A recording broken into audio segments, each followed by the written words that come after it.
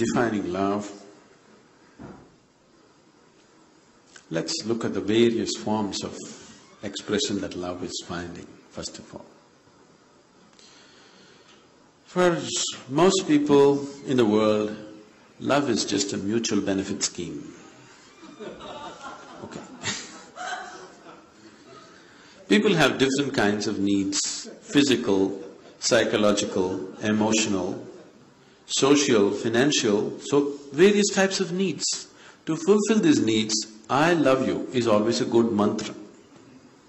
Without that mantra, many doors will not open for you. So that's one level of thing. But fundamentally, what is this that we're calling as love? Somewhere, the way the human being is right now, no matter where he is in his life, no matter what he is, what he's achieved, somewhere there is a sense of insufficiency. It's not enough the way he is. The way he is right now is not enough. He wants to include something else as a part of himself, to make himself more complete. So love is a huge longing to include the other as a part of yourself. If this longing to include the other as a part of oneself, when it finds an emotional expression, we are calling this love. If this longing to include the other as a part of yourself finds a basic physical expression, we call this sex.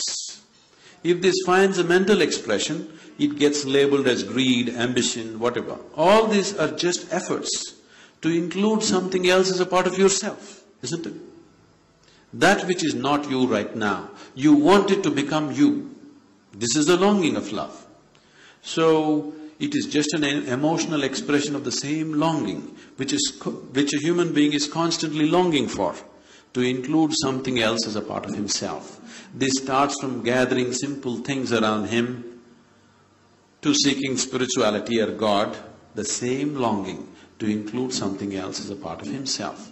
The fundamental longing to have a larger slice of life than what you have right now. That is a longing, isn't it? Somehow the way it is not enough. You want to experience life little more than the way it is right now. So this longing to include the other as a part of yourself is love. Emotionally, how much ever you make this effort, you get close to that. You're almost there many moments, but next moment it falls down. It doesn't matter how intensely you approach it. You will see you're almost there and it falls apart. You're almost there, it falls apart. So, it gives you a taste of oneness, but never establishes you there. So, love is just a vehicle for oneness. What you're longing for is that oneness. Emotion or love is just one more vehicle to get there. But it is a vehicle which takes you close to the other bank and turns you around, close to the other bank and turns you around, never lands you there. So, when you get sufficiently mauled by the process of love, you will be ready for grace. What is called as grace? Anything that I say will be misunderstood. Because what is not logical and physical cannot be put into language.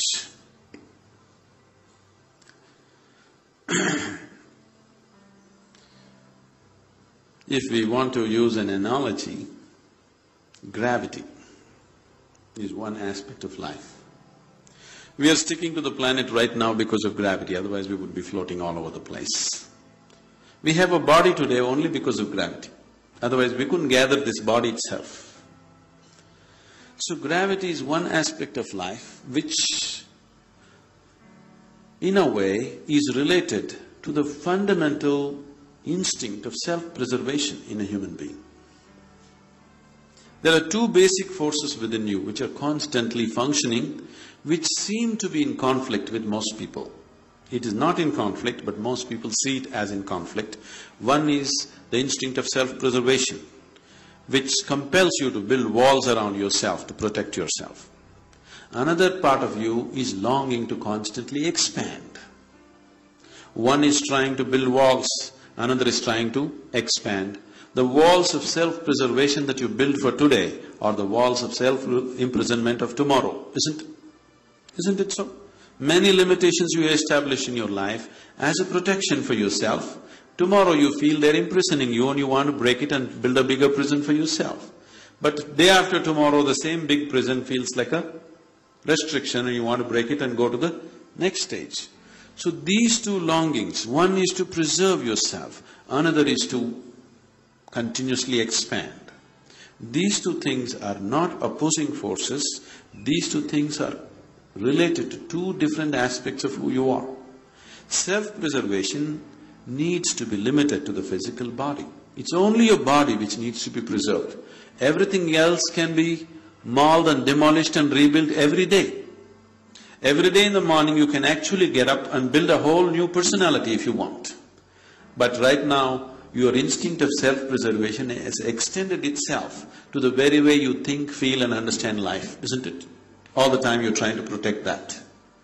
But self-preservation should be limited only to the physical body. Only the body needs preservation. Everything else can be reshaped and recreated as you wish, any moment of your life. So these two forces, because they are in conflict or they seem to be in conflict, there is a whole problem about all these things that we need systems and systems to speak spiritual processes. If one's instinct of self-preservation, one learns to keep it just within the body and not extend it to other aspects of life, every human being in the planet will be naturally spiritual, will naturally get to his ultimate nature. Only because he is restraining it, because his instinct of self-preservation always tells him, this is not safe, that is not safe. Only body has to be preserved. Everything else is open to everything else, isn't it? That's how it should be. But right now, the way you think, the way you feel, your values, your morals, your ideologies, your religion, all these things need to be preserved. Now, in this, there can be no expansion. Suddenly there seems to be a conflict.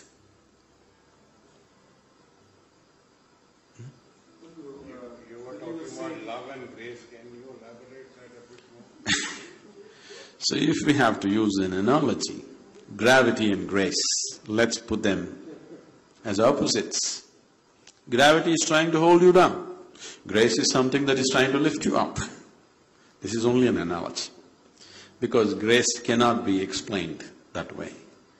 If you're released from the physical forces of existence, then grace bursts forth in your life. It is not that grace has to come, always in your calendars and pictures you saw grace is coming as a few rays of light and reaching a particular person. It is not so. As gravity is active, grace is constantly active. It is just that you have to make yourself available to it. With gravity you have no choice, anyway you are available to it. But with grace, you have to make yourself receptive and available to the forces of grace. So all the work, whatever kind of spiritual work you do, whether you do prayer or puja or asana, pranayam or whatever you do, ultimately you are just working towards making yourself available to the force of grace. Because without grace you won't be lifted up. Which way you approach it depends upon what you are exposed to, what kind of a person you are. But whatever you're doing, you're just making yourself fit enough to be available to grace.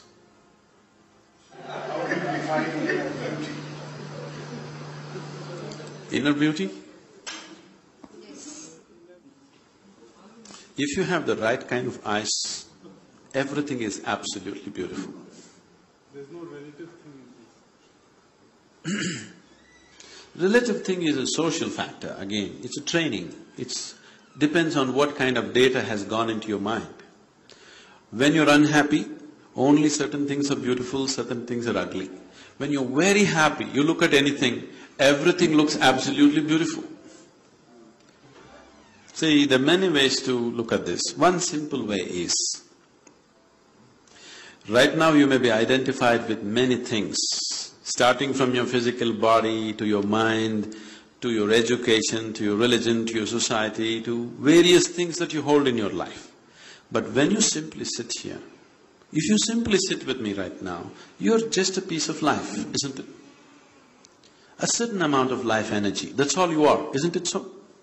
Identified with many, many things, but fundamentally you're just a certain amount of life energy. So this life energy which you call as myself at this moment, this life energy sometimes has been very joyful. Has it been? Has it been? Please say yes, otherwise it's tragedy.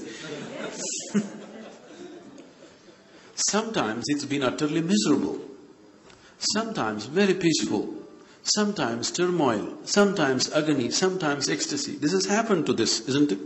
So this life energy which you call as myself is capable of all these things. So if this life energy is capable of all these things, if you were given a choice, what kind of expression your life energy should find right now in this moment, what would you choose, agony or ecstasy? Definitely ecstasy. So if there was a conscious choice about how to keep your life energies right now, definitely you would have kept yourself absolutely joyful and ecstatic. Only because a large part of you is happening unconsciously, other things which you do not want are happening within you. What you do not want is happening in the world. You cannot stop it 100%. Only to some extent we manage these things. But within you, you are the only ingredient. In the world there are a million things. See, if we want to create a situation the way we want it, we need the cooperation of 100 people around us. All of them will never cooperate 100%. They will all play the game that way, isn't it? In any given situation. Even if you're just two people in the family, you cannot have the situation 100% the way you want it. Yes or no? This is the reality with the outside. But with the inside, you are the only reality. Nobody in the world happens your way.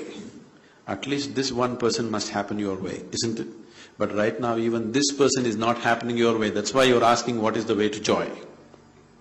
Your mind is not happening the way you want it. Your body is not happening the way you want it, your emotion is not happening the way you want it, nor your life energies are happening the way you want it. We need to do something about it, isn't it? If all these four are happening the way you want them, you would definitely be joyful every moment of your life, isn't it? Irrespective of what's happening around you. So we need to explore the technology. Because it's a subjective technology. Because the ingredient is you, it's about you. Unless we create a certain atmosphere of commitment and focus to look beyond certain things that you're identified with right now, it will not be possible to explore this. The reason why the spiritual sciences, especially in this country, which was so rich in the mystical traditions, has become so ridiculous is people try to do it anywhere and everywhere without necessary committed atmospheres. So the whole what we refer to as a spiritual process is just this, that in your experience you create a distance between you and your physical body, between you and your mind. These two accumulations, you learn to use them well, but you don't get identified with them. The moment you're not identified with these two, you will not be identified with anything. You can play your game whichever way you want in the world, but you will not get entangled. The reason why people are afraid of involvement in life, always the so-called spirituality has been talking about detachment, detachment. Why are they talking about detachment? Because you're afraid of involvement. You think if you get involved, you'll get entangled. People have generally known only entanglement, not involvement. Without involvement, there's no life, isn't it? Can you experience anything without involvement? Can you really experience anything? Whether the food that you eat, or the people around you, or the life around you, or art, or music, or whatever in your life, can you experience it without involvement? No involvement, no experience, isn't it? Where there is no involvement, there's no possibility of any depth of experience in your life. But people have been always telling you detachment, because they're afraid of entanglement.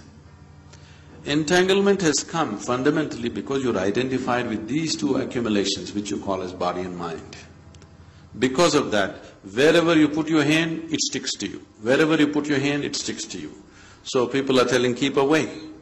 If you want to keep away from life, you just have to fall dead, it's very simple. Why stay alive? It's very interesting what you're saying, because what you're saying is that we've always heard detachment. That seems to be always the objective. And you're saying something very interesting, that unless you become involved, you're almost… No, it's not my statement, this is life, isn't it? Can you know life without involvement? From your experience of life, you tell me. Where there is no involvement, there is no possibility of life, isn't it? So if you want to stay away from life, why are you trying to be alive and stay away from life? Just fall dead, your objective is fulfilled. So this whole detachment nonsense came up because people are afraid of entanglement. And this possibility of entanglement has come because you're identified with something fundamental which is not you. Once you're identified with something that is not you, everything sticks to you. Wherever you put your hand, it gets stuck to you. So because of this experience, people are talking detachment. Fear of involvement has come. But if you avoid involvement, you'll avoid life itself. I don't think it's fear of involvement. I think it's more of, not wanting to be hurt.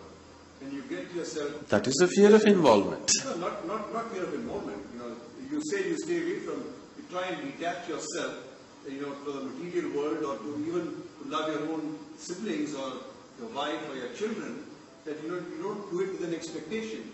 When you get attached with an expectation, then there's bound to be hurt. The involvement is very necessary, I agree. But yes, it's not… Detachment is for a specific purpose, to evolve to a higher state and get rid of the things which burden you in life. I look at it more in that way. Yes, that is the understanding, that by being detached you won't get hurt. So, when I say fear of involvement, it's just that. If you're involved, you could get hurt. If you're involved, you'll not get hurt. If you're entangled, you get hurt. It's the entanglement which causes pain and suffering, not involvement. Because people cannot distinguish between involvement and entanglement. They don't know how to draw a line between what is involvement and what is entanglement. A simple, blatant solution seems to be detachment. But detachment is not a solution for life. It's a way of avoiding life, isn't it? So where do you draw the line between involvement and… I'm sorry? So where do you draw the line between involvement and entanglement? Yes. Now, I'm telling you, what is the basis of entanglement? The fundamentals of entanglement is, you're identified with things that you're not. The moment you're identified with something that you are not, entanglement is inevitable. Wherever you put your hand, it will stick to you. There is no other way. If you sit here now, in your experience, not in your thought, in your experience, if it's clear-cut within you, your body sits here, your mind is out there, what is you is away from this. If distinct separation is there from this, would you get entangled with anything in your life? Only because you're attached to this body, you're entangled with this body, you get entangled with every body. If you're not attached and entangled with this body, you will not be entangled with any body. You can throw yourself into anybody's life with total involvement without the fear of entanglement. If anybody sits with me for 2 minutes, I'm absolutely involved with their life, because there is no fear of entanglement. If I'm afraid, if I talk to this person and get involved, suppose if this person does something else tomorrow, will I be hurt? If this possibility is there, I would hesitate to involve, isn't it? If there is a possibility of entanglement and pain attached to it, definitely you would hesitate to involve. When there is no fear of entanglement, that is when you would throw yourself into everything, isn't it? We're trying to understand how the human being should move forward and get back to the old ways rather than the materialistic ways. Now, this is very contradictory. You're talking about moving forward and old ways. See, with the distance of time, everything that is old looks nice today. We're talking about old ways. If the old ways are brought in today, totally into our society, into your lives, would you be really happy? Is it true? I mean, it's not the way, it's the core values that he's advocating. So that's what I'm saying. Why are we sticking to some values? Fundamentally because there is no consciousness, there is no inner experience. Yes? Why do you… see, if your humanity is in full flow, this moment, why would you need values? Why should I tell you, be good to this person? If your humanity is fully active this moment, do I have to teach you, please be nice to this man, don't kill him? Do I have to tell you? Only because you're identified with something and just suppress the basic humanity in you, now we have to tell you, please don't kill this man, be good to this man. Okay, he is some other caste, some other creed, but please be good to him. This kind of teaching is necessary simply because we have suppressed the basic nature within us. If your humanity is in full flow, at that moment nobody has to tell you what is good and what's wrong. Anyway, you will be fine. See, all values and moralities have come into the social sphere only because the inner dimensions have not found full flowering. Because the interiority of a human being does not find full expression, somehow it is suppressed by various means.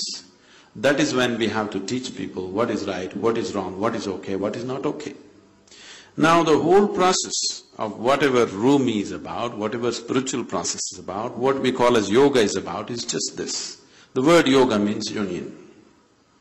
Union between what and what? Now, this whole idea of the individual and the rest, me and the other, this fundamental experience of right now, me and the other, is the basis of all the conflict in the existence, isn't it so? There is something called as me, there is something called as the other, which is the basis of all conflict. This me and the other can get extended to groups of people, communities, nations, and various types. But fundamentally, me and the other is the basis of conflict in the universe. Is it so? So what is me, what is not me right now?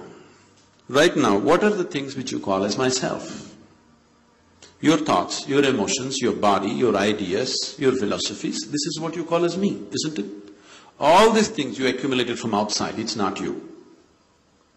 If your experience of life transcended the limited accumulations that you have made in your life in the form of body, in the form of thought, in the form of emotion and ideologies and philosophies and values, then there is no such thing as me and you, and there would be no conflict. So the whole aspect of yoga or spiritual process or whatever Rumi is outpouring in a very passionate way is is to bring about this experience that if you sit here, there is no such thing as you and me. It's all me or all you.